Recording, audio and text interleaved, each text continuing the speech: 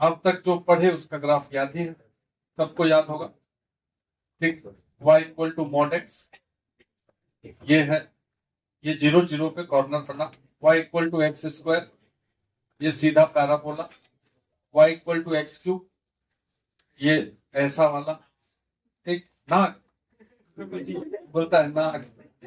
y equal to box x, सीढ़ी वाला, 0 से 1 तक 0, मतलब नहीं ऊपर गया। फिर जैसे ही 1 से आगे 2 तक गए तो ये 1 ऊंचा हो जाता है। फिर जैसे ही 2 से 3 के बीच में गए तो 2 देगा, और इस प्रकार से 3 के 4 के बीच में तुम्हारा क्या दे देगा, 3 दे देगा। 3 से 4 के बीच में 3 कम वाला। ठीक, 2 से 3 के बीच में 2, 1 से 2 के बीच में 1, और 0 से 1 के बीच में 0। और अगर इधर आएंगे तो 0 से -1 के बीच में -1। अस्थिर रहना है बात। अगर कोई तुमसे पूछे कि -0.5 का बॉक्स क्या होता है, तो इससे पहले वाला जो इंटीजर है, -0.5 तो यहाँ होगा, इससे पहले वाला इंटीजर माइनस है, ये नहीं कि 0 बोल दें, आगे नहीं जाना है, जस्ट पहले वाला। अगर -1.5 का बॉक्स है तो -2 पिछला वाला इंटीजर, आगे तो जाना ही नहीं है। तो ये सब कुल मिलाकर के जानते हैं। फ्रैक्शन का भी ग्राफ बताए, बोले थे कि देखना, मतलब y is equal to fraction x, इसको फ्रैक्शन x बोलते हैं। फ्रैक्शन को हम क्या बोलते हैं, फुल x में से इंटीग्रल x हटा दो तो उसको फ्रैक्शनल x, ये है टोटल। उसमें से अगर उसका इंटीग्रल पार्ट हटाते हैं तो जो बचता है उसको ऐसे लिखते हैं। और कुछ लोग नहीं थे उस समय, तो एक बार देखना है उसका जो ग्राफ बनता है, ये 0 से 1 के बीच में एक लाइन ऐसा बनता है, 1 पे जाके डॉट नहीं है, और 1 से 2 के बीच में, फिर 2 से 3 के बीच में, फिर 3 से 4 के बीच में, ये सीधा सीधा लाइन। ये ऊंचाई कितना होता था, 1 पे नहीं है, इसीलिए 1 पे सर्कल लगा हुआ है। तो किसी भी नंबर का जो फ्रैक्शन होता है वो 0 से 1 के बीच में होता है। ये हम ये सब ग्राफ बता रहे हैं जो पढ़ चुके हैं। अब हम फिर आगे बढ़ने ही वाले हैं, फिर से पढ़ रहे हैं थोड़ा थोड़ा।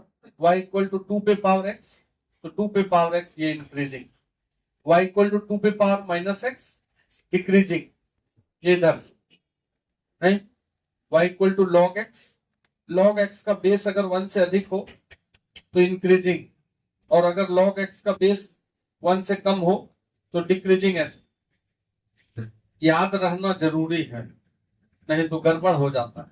इसलिए हम बोल रहे हैं कि डेली 5 मिनट में तो रिवाइज हो जाता है।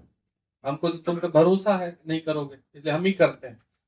हम ही सोचते हैं चलो ये भी काम कर दो, ठीक है, मजदूरी के साथ रहेगा। तो ये y is equal to log x हो गया। इसके बाद मॉड में सम आ गया था, x-1 प्लस x-, 2 मॉड का प्लस था तो क्या करते थे, यहां से 1 लेते थे, यहां से 3, बीच में कांस्टेंट, ऊंचाई कितना, तो 3-1। अगर बीच में माइनस आ गया दोनों मॉड के बीच में तो कुछ नहीं, ये दोनों नंबर लिख दो, 1 और 3, 3 के आगे और 1 के पीछे, ऐसे बीचों बीच ऐसे निकाल लो। याद रहना अनिवार्य है और कुछ नहीं है।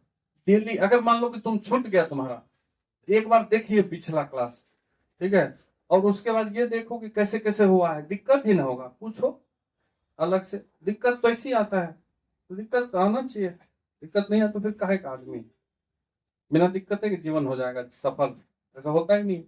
ये 2 मॉड, अगर मॉड में अगला वाला क्या था कि mod x plus mod y is equal to k था।